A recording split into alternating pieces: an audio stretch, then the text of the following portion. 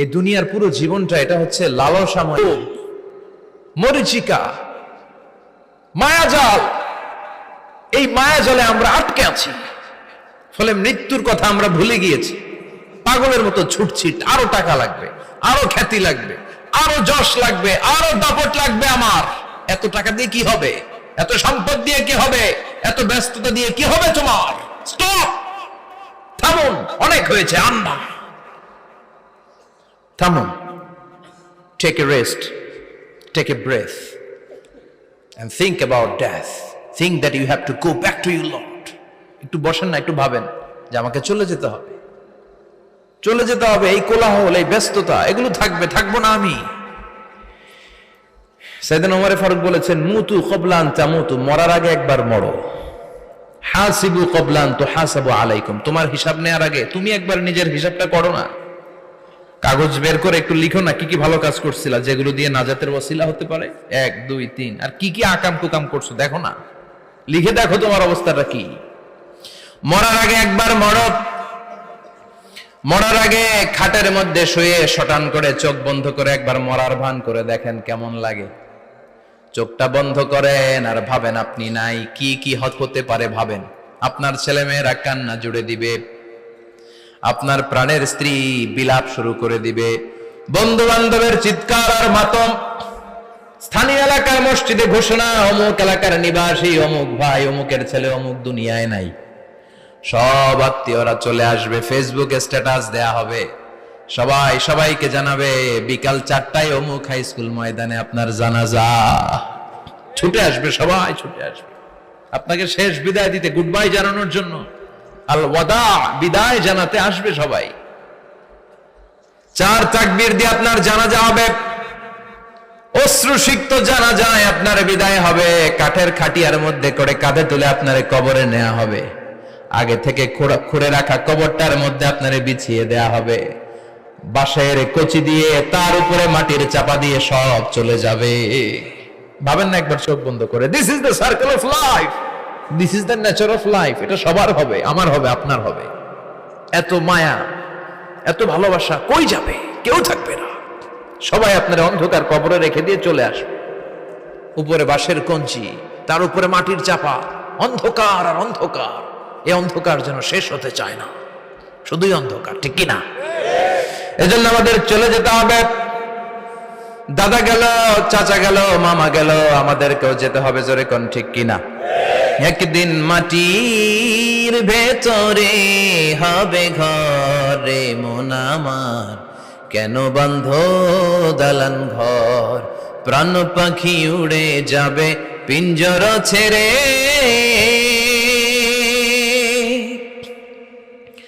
ধরা ধামে সবই রবে, তুমি যাবে চলে, বন্ধু বান্ধব যত, মাতা পিতা যারা সুত, সবই হবে তোমার পরে মন আমার, কেন বন্ধ দালান ঘর, একদিন মাটির ভেতরে হবে ঘরে মন আমার, কেন বন্ধ দালান ঘর, ঠিক কিনা? সব করে থাকবে, চলে যেতে হবে আমাদেরকে। এজন্য আখিরাতের কথা যেন আমাদের স্মরণ হয়। বিশ্বনবী বলতেন, নাহাইতুকুম আন জিয়ারাতিল কুবুর, আমি তোমাদেরকে কবর জিয়ারত করতে আগে নিষেধ করতাম, কিন্তু এখন নিষেধাজ্ঞা প্রত্যাহার করে নিলাম। এখন সব সময় তোমরা কবরের সামনে যাবা আর জিয়ারত করবা। কবরস্থানে জানতো বড়ুয়া কৃষ্ণপুরের এই গ্রামের কবরস্থান আছে কোন দিকে? পূর্ব দিকে আছে, গোখরার জলের ওদিকে। যান আপনারা, একটু যাবেন, একটু গেলে আখিরাতের কথাটা স্মরণ হবে। ওখানে ছোট শিশুরা শুয়ে আছে, কিশোর যুবকরা আছে, আপনার মতো তাগড়া যুবক মুরব্বীরা আছে। এরা এই এলাকায় থাকতো, এরা আকাশ থেকে নেমে আসে না, এই এলাকার সন্তান আজ নাই। একটা সার্টেন পিরিয়ড শেষে আপনিও থাকবেন না। This is the nature of life, this is the circle of life. ছোট্ট শিশু হয়ে এসেছিলেন, শৈশব, কৈশোর, যৌবন, প্রৌঢ়ত্ব।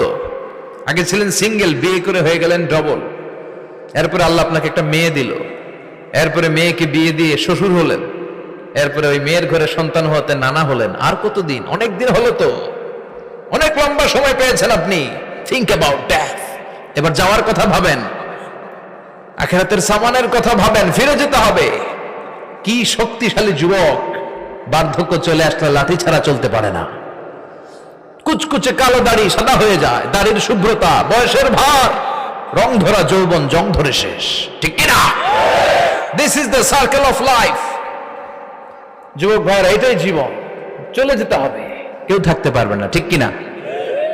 এটা রিমাইন্ডার আল্লাহ এই সূরার ভেতরে দিয়েছেন যে তোমাদেরকে ফিরে যেতে হবে, এই লোভ লালসা ছেড়ে দাও।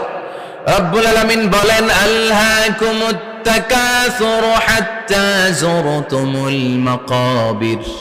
ও গোলাম, দুনিয়ার সম্পদ, লোভ লালসা তোদেরকে পাগল বানিয়ে দিয়েছে।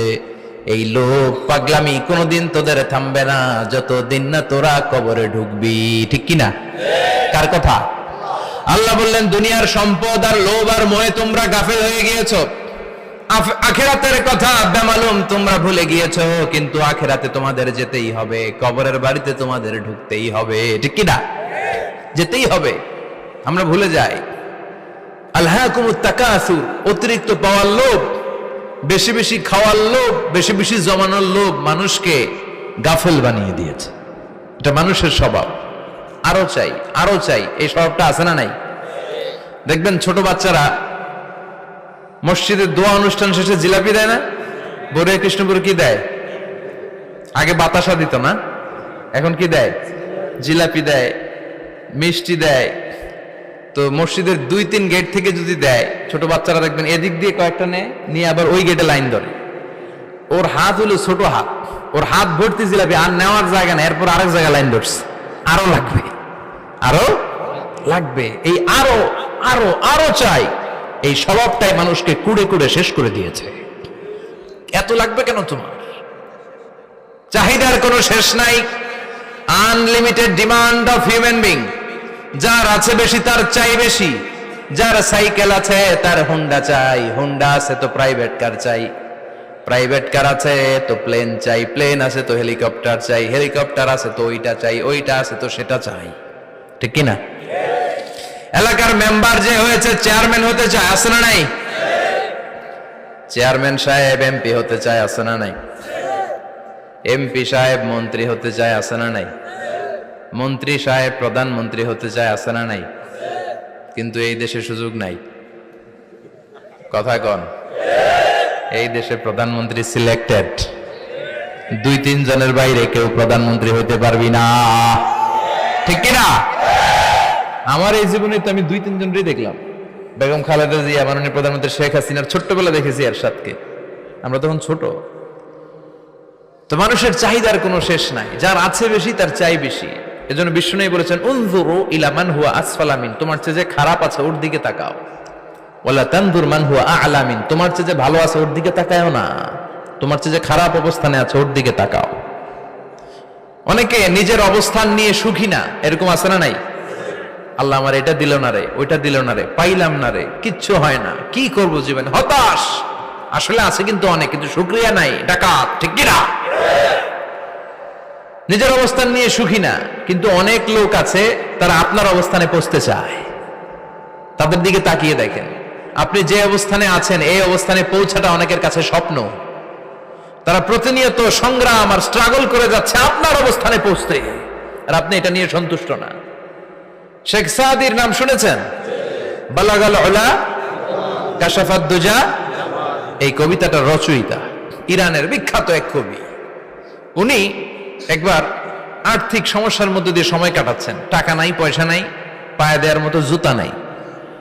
উনি খুব দুঃখ পেলেন, হায় রে, আমি ইরানের এত বড় কবি, আমার পায়ে দেওয়ার মতো জুতা নাই। দুঃখ ভরা মন নিয়ে রাস্তায় হাঁটতে বেরোলেন। হাঁটতে হাঁটতে হঠাৎ দেখলেন একটা লোক শুয়ে শুয়ে কাঁদছে, ওই লোকটার 2টা পাই নাই, পাই নাই।